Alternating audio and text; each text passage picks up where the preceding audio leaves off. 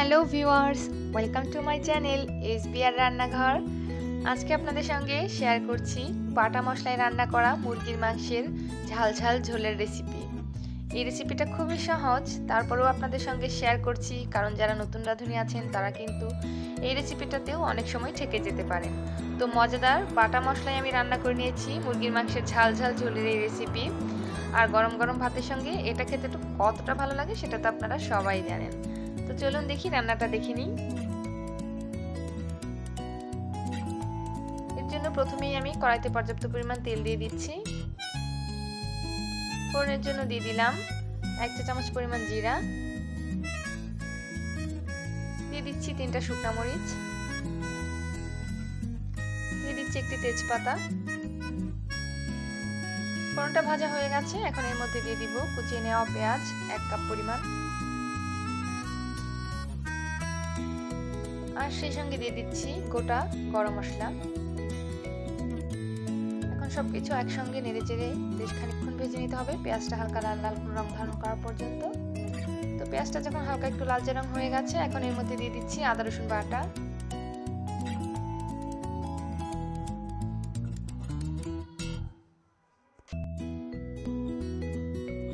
আর দিয়ে দিচ্ছি 1 চা চামচ ধনিয়া আর 1.5 চা চামচ আস্ত জিরা একসঙ্গে পেস্ট করে নিয়েছি সেই পেস্ট। নেড়েচেড়ে একটু মিশিয়ে নিয়েছি, এখন দিয়ে দিব স্বাদ মতো লবণ,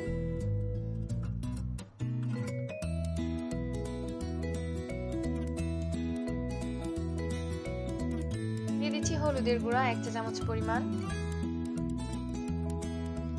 মরিচের গুঁড়া দিয়ে দিচ্ছি 1.5 চা চামচ পরিমাণ। ঝালটা যে যার স্বাদ বুঝে দিবেন, যেহেতু ঝাল ঝাল মুরগির মাংসের ঝোল রান্না করছি আমি, তাই একটু মরিচের গুঁড়াটা বেশি করে দিলাম। তো সমস্ত মশলা একসঙ্গে খুব ভালো করে কষিয়ে নিয়েছি।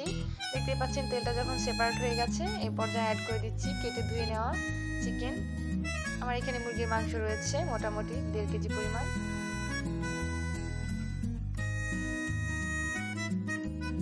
মশলার সঙ্গে ভালো করে মাংসটাকে মিশিয়ে নিয়েছি।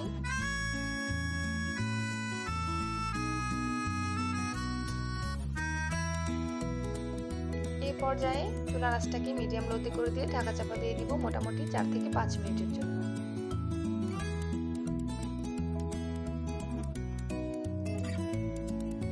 4 থেকে 5 মিনিট পর আমি ঢাকনাটা খুলে নিয়েছি। এখন কিন্তু মুরগির মাংস থেকে এক্সট্রা কিছুটা জল বেরিয়েছে।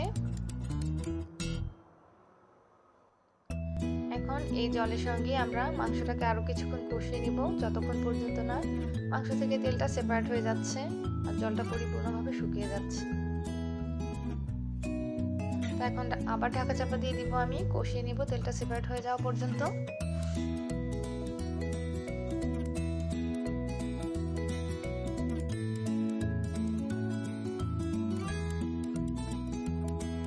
ছয় থেকে 7 মিনিট ধরে আমি মুরগির মাংসটাকে কষিয়ে নিয়েছি।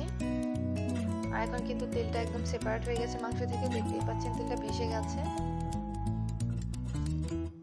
মাঝে অবশ্য আমি ঢাকনা খুলে একবার নেড়েচেড়ে দিয়েছিলাম।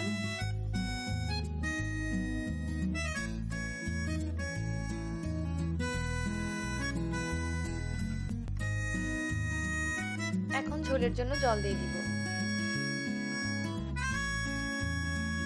এই রান্নায় ঝোলের পরিমাণটা আমি একটু বেশি ব্যবহার করেছি, কারণ রান্নাটা তো একটু ঝোলঝোলি রাখবো। মোটামুটি 3.5 কাপ পরিমাণ হবে জল দিয়ে দিয়েছি। এখন ঝোলটাকে ফুটে ওঠা পর্যন্ত অপেক্ষা করেছি। ঝোলটা যখন ফুটে উঠেছে, এখন এই পর্যায়ে আবার চুলার আঁচটাকে মিডিয়ামে করে দিয়ে ঢাকা চাপা দিয়ে মাংসটাকে রান্না করে নিব মোটামুটি 12 থেকে 10 মিনিট।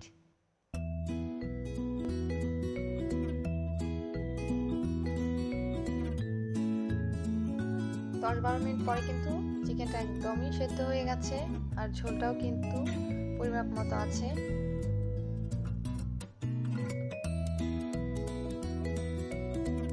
এখন দিয়ে দিচ্ছি বেটে নেওয়া গরম মশলা, 3টা এলাচ আর ছোট 2 টুকরা দারচিনি আমি শিলপাটে পেস্ট করে সেটা ব্যবহার করছি। আর দিয়ে দিচ্ছি ফ্লেভারের জন্য কয়েকটি আস্ত কাঁচামরিচ। নেড়ে মিশিয়ে নিয়েছি। এখন ঢাকনা বন্ধ করে দিয়ে আর 2 মিনিট মতন রান্না করে নিব, তাহলেই রেডি হয়ে যাবে মজাদার মুরগির মাংসের ঝাল ঝাল ঝোলের রেসিপিটি। 2 2 মিনিট পরে আমি ঢাকনাটা খুলে নিয়েছি। এখন কিন্তু মাংস রান্নাটা আমাদের একদমই শেষ হয়ে যাচ্ছে। দেখতেই পাচ্ছেন খুব সহজেই তৈরি হয়ে গেল মজাদার ঝাল ঝাল মুরগির মাংসের ঝোল। এখন আমি গ্যাসটা অফ করে এটাকে বেড়ে নিচ্ছি। আশা করছি রেসিপিটি সবার ভালো লাগবে। আর ভালো লাগলে অবশ্যই লাইক, কমেন্ট এবং শেয়ার করুন। আর অবশ্যই আমার চ্যানেলটির পাশেই থাকবেন। আর সকলেই ঘরে তৈরি খাবার খান, সুস্থ থাকুন। ভিডিওটি দেখার জন্য সকলকে অসংখ্য ধন্যবাদ।